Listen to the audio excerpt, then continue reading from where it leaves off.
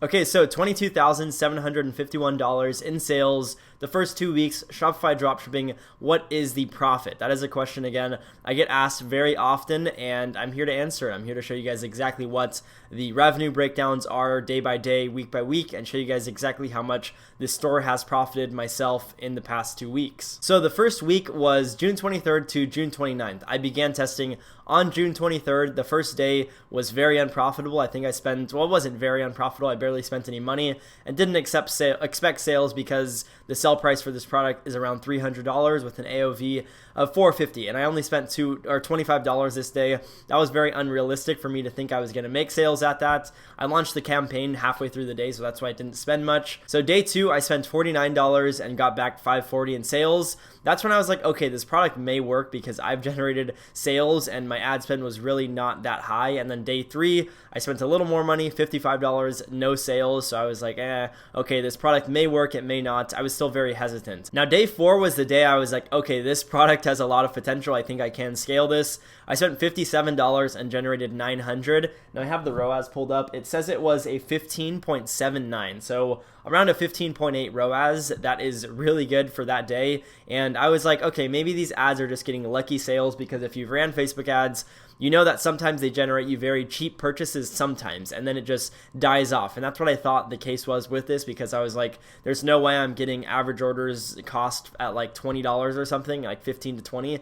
I wasn't really expecting that, and I didn't think it was going to happen long term. And it wasn't until I kept running these ads that I realized that. So that's, day 5, $68 spent, $300 in sales. That's still a great ROAS. Day 6 was $100 spent and $600 in sales. That's still very good. I'm used to typically like 3 to 4 ROAS, so seeing these results are pretty crazy. I did a few different things than I normally do, and I'll talk about those at the end of this video to explain exactly how this happened. And then day 7 was basically when I was like, holy shit, I need to start scaling this up. So it was $119 spent and $2,190 in sales. That is a crazy ROAS. That is unreal, and I was really shocked when I saw those results, and that's when I was like, okay, this is probably going to be a product I can scale to around $100,000 per day. Now, yeah, I'll get to that after, but this is the exact revenue and profit and loss and all that stuff. So revenue, again, on the 29th was $2,190. Revenue overall for the first week was $4,529. Product cost, this is not including shipping, is $785, and then marketing was $490. The net profit does include revenue and product costs and shipping costs and marketing costs, so this includes everything. So first week's profit was around $2,700. I really can't complain with that. And this is not the exact profit. I have the exact profit later down in this slide. I had to calculate the processor costs and everything like that, and then I spent money on content. So this wasn't the exact profits, but it was very close to it. So just keep that in mind, because some people are probably going to mention like, oh, you didn't include the processor fees or something like that. I have it all included, so just wait a little bit. Okay, so this is the second week, which just ended yesterday. I'm filming this on the 7th of July, so this just ended yesterday, and I started to scale the budget. I don't know if you guys noticed, but $50 was the daily spend, and then basically what I did was just created a new CBO at $50 a day. The first one had 10 ad sets, all had one different interest in the ad sets, and then all I did was duplicate, or not even duplicate, I just created a new one and added the top 5 performing interests and put those into a CBO. Basically, that's all I did to scale. It's nothing really too complex yet. But day 8, we hit $133 in ad spend and generated $900. That was amazing results. Day 9, this is when things started getting crazy. Day 9, $141 spent, $2,220. So let's go back here. This was the second day it hit $2,000 with under 200 spend. That's when I was like, okay, this product is going insane. I should probably increase budget a little more, and if it maintains this revenue, this is a great sign. So day 10, $230 was spent and over 10 ROAS of $2,400 in sales. That was really nice to see. Day 11, $250 was spent and $2,520 in sales. And this is when I hit an ad spend limit. I did not know this ad account had a limit, and it was $250, which was upsetting. So I can't scale it yet. I'm waiting for my ad spend limit to increase, but nonetheless. So by day 12, it had been 4 days that I've consistently been doing $2,000 plus in revenue with like $250 spend at max. per day. And that was when I was pretty much just like, okay, this is a product I need to really focus on and just put most of my attention into. So that's why I'm getting a lot of more custom creatives, custom content for my website. Just everything is getting custom. I'm getting logo on product and everything like that, and custom packaging, because I understand that this product is going to be something that is very profitable for me right now. And then day 13, ads started to optimize. $250 spent, $3,704 in sales.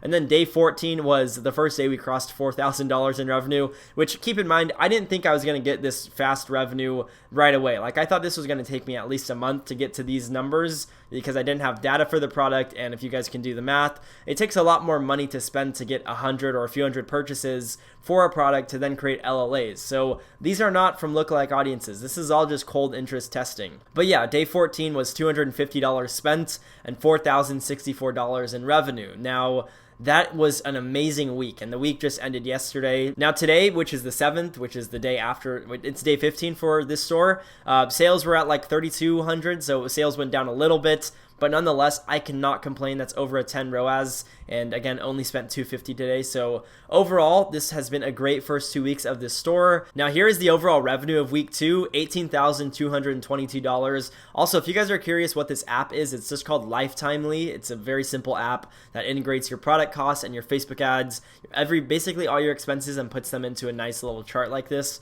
So revenue, again, $18,222 for the second week. Product cost, not counting shipping, $2,747, and then marketing cost was only $1,500, to be exact, $1,504. So the overall ROAS for this week was really good, and then the net profit was $11,721. Now, this, again, is a little over the actual profit, and I'll get into that. I'll show you guys the exact profit in a few slides, so don't worry. I think it's like a little above 11,000, because again, I didn't calculate processor fees properly, so that's why. But yeah, just wait for that. So here are the total sales and profit. So total sales were $22,751, and profit, according to this app, was $14,400. Now, the profit, again, was a little smaller just because I didn't calculate processor fees, but I'll show you guys that in a few slides. So again, don't worry. I just don't want anyone to get false hope. But again, it's basically the same. So I'm not saying like my profit was nothing. But overall ROAS, so week 1, I maintained a 9.24 ROAS, which a lot of people are used to breaking even or losing money the first week. I didn't at all. I actually had better margins than probably anyone I know that's dropshipping right now. So 59% margins for week 1. Week 2, margins went up a lot, ROAS went up a lot, and I scaled budget a bit. So week 2, I maintained a 12.11 ROAS with a 64% profit margin, which that's really good. I'm super hyped for that. So here's the total profit, including not including taxes. I don't really think I need to include taxes because it's different depending on how you set up your company and stuff like that. The total profit for week 1 was $2,047.81.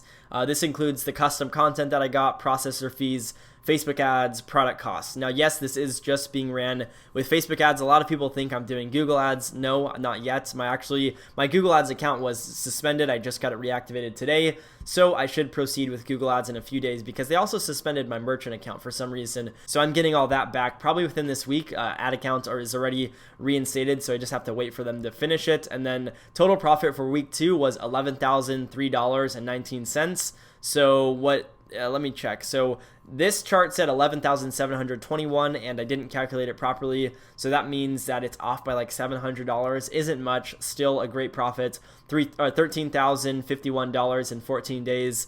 I can't really complain. That's almost $1,000 a day when I'm still testing. Like, I still haven't figured out all of the interests that are going to work. I still am not doing any LLAs. I'm not really doing much other than just testing single interest ad sets. Now, most of you guys watching are probably not used to seeing these numbers, and it's not normal. There are only a certain amount of products that can perform this well, because in order to offer a product and have this great results, your website, well, let's just go to this next slide. How the F did I do this? So my ad creatives are, because I'm not just going to explain it, I'm going to give you guys exactly how I did it. My ad creatives are custom, which leads to a better click-through rate because you're not showing these audiences the same videos that they've seen in the past. You're not showing them the same ones from another store because you copied a video. You're getting custom ones, which leads, again, to a better click-through rate and overall a better experience. Also, if you can add your logo on the creatives, that looks well. So one thing I did and I'm still doing is I've tested many creatives. I've tested, I believe, like 5, maybe a little more, and week 3 just started. So by the end of this month, I should be at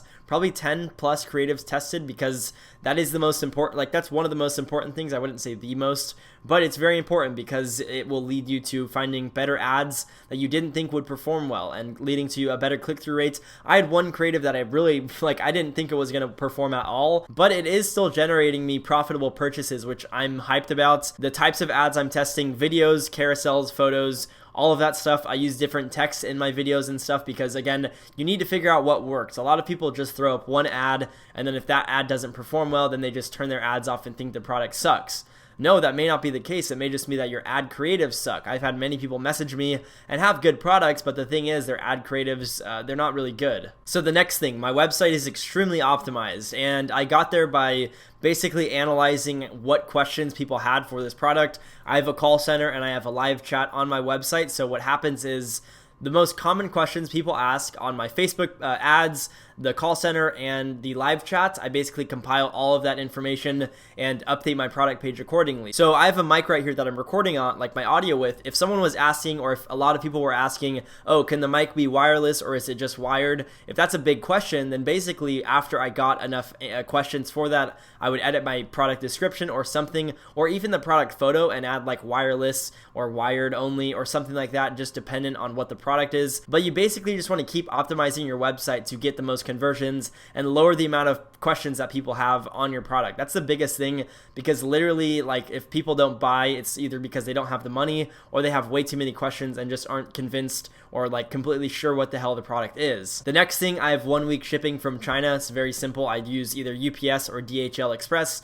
They're a little pricey, but again, my product is expensive, so I have the margins to afford it. The margins are still amazing, as I showed you guys. Like, margins are nuts, even with shipping costs, so I'm not really too worried about spending a little more money on shipping. Now, one of the benefits of having fast shipping times and great customer service with your customers is you get to use PayPal. So I use PayPal and Stripe, and I can do so because my shipping times are extremely fast. Processing times are like 48 hours. So when they place the order, within 48 hours, they have their tracking, and everything is just on point. And now that I'm able to do that, I can use PayPal, which I've probably generated like 40% of my revenues through PayPal. I'm not saying that I would only do 60% of the revenue if I didn't have PayPal. I'm simply just saying almost half of my revenue has came through PayPal. So that definitely does increase conversions because of the fact that a lot of people trust PayPal. My grandpa got scammed from a dropshipping site. He bought something like a few months ago and it never came in. It was some sort of fire pit. He bought it for a few $100, never came in. And then he bought a bass guitar, and I was like, oh, are you going to get scammed again?